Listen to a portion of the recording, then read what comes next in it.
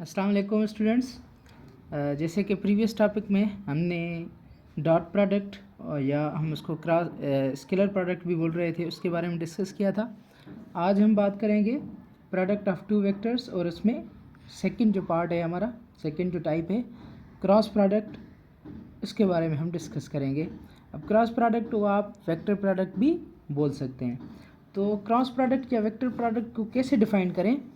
तो simple definition है, अगर दो वेक्टर्स मल्टीप्लाई हो रहे हैं, if two vectors are multiplied then the answer will also become a vector. Vector multiplied, the symbol of cross is like this. Dot की symbol हमने यूँ पढ़ी थी, क्रॉस की सिंबल हम यूँ पढ़ेंगे। Vector multiplied by vector, the resultant is also comes vector, that process is known as cross product. हम इस प्रोसेस को बोलते हैं क्रॉस प्रोडक्ट। अगर दो वेक्टर्स मल्टीप्लाई हो रहे हैं तो जो आंसर आए, जो रिजल्टेंट वेक्टर निकले, वो हमें वेक्टर क्वांटिटी मिले, वेक्टर क्वांटिटी मिले, तो हम इस प्रोसेस को हम बोलते हैं बेटा क्रॉस प्रोडक्ट। इसका बहुत सारे एग्जांपल्स हैं। जैसे आप टॉर्क का एग्जांपल ले सकते हैं, torque turning effect of force and movement arm.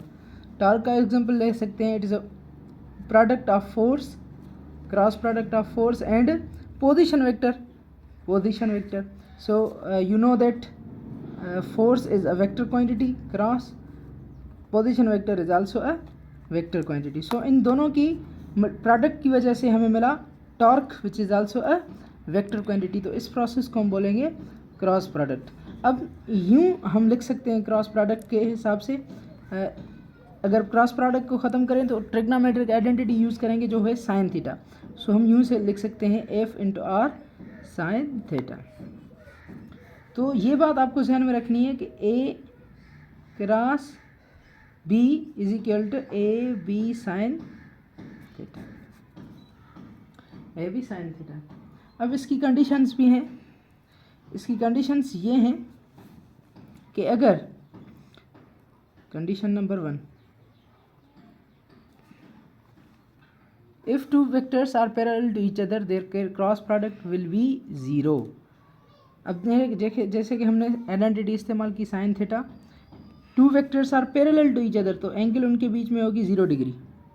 Parallel vectors के बीच में एंगल कौन सी होगी? एंगल होगी 0 degree.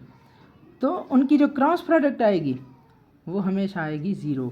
So I cross I is equal to 0, J cross J is equal to 0 और K cross K is equal to 0, क्योंकि sine 0 is equal to 0, that's why the answer will become. और दूसरा condition इसका, two vectors are perpendicular to each other, perpendicular vectors. अगर दो vectors perpendicular होंगे तो angle कौन सी होगी? 90। अब अगर एंगल 90 होगी तो हम ये आइडेंटिटी यूँ लिखेंगे, आई क्रॉस जे, जे क्रॉस के और के क्रॉस आई। ये हमारे हैं रेक्टेंगुलर यूनिट वेक्टर्स। तो 90 डिग्री और साइन 90 बराबर होती है 1 के, तो इनका आंसर आएगा 1। तो जब टू वेक्टर्स आर परपेंडिकुलर हैं एक दूसरे के साथ तो उनकी क्रॉस प्रोडक्ट हमेशा मैक्सिमम आएगी। अगर पैरेलल हैं तो क्रॉस प्रोडक्ट 0 आएगी। अब जो क्रॉस प्रोडक्ट है, cross product is solved bye determinant rule method. अब क्रॉस प्रोडक्ट को जो हम सॉल्व करते हैं ना, वो सिंपल अर्थमेटिक से सॉल्व नहीं करते। जैसे डॉट प्रोडक्ट के लिए हमने कहा था कि भाई आई वाले जो आई यूनिट वेक्टर्स वाले जो वैल्यूज़ हैं वो आई के साथ मल्टीप्लाई करें सिंपल अर्थमेटिक के हिसाब से, और जे वाले जे के साथ, के वाले के वेक्टर के साथ। तो यूँ प्रोसेस था सिंपल अर्थमेटिक का डॉट प्रोडक्ट में। बट क्रॉस प्रोडक्ट में, in cross product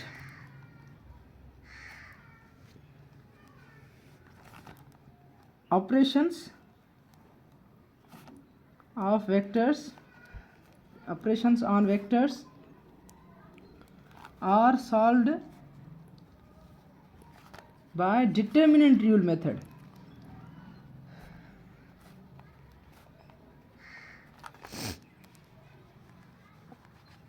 determinant rule method के हिसाब से इनकी जो प्रोडक्ट है वो सॉल्व की जाती है। लेट सपोज ए जो वेक्टर है it is equal to 2i minus 3j plus 2k, और जो बी वेक्टर है वो है 2i plus 2j minus 3k। तो अगर ये कहे कि इनके बीच में ए क्रॉस बी है वो फाइंड आउट करें, तो इनका जो बेस्ट हल है वो है डिटर्मिनेंट। आप मैथमेटिक्स में पढ़ा होगा मैट्रिसेस में डिटर्मिनेंट कैसे सॉल्व करते हैं।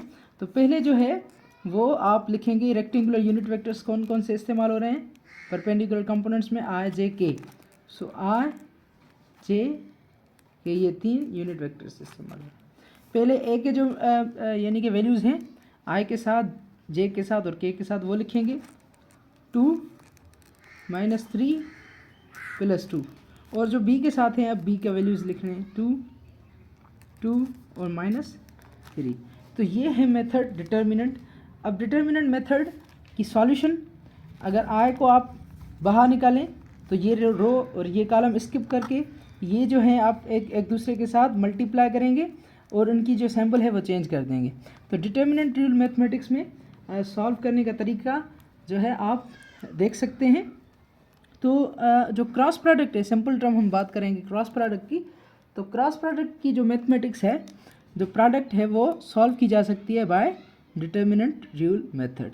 सो that was the topic about cross product.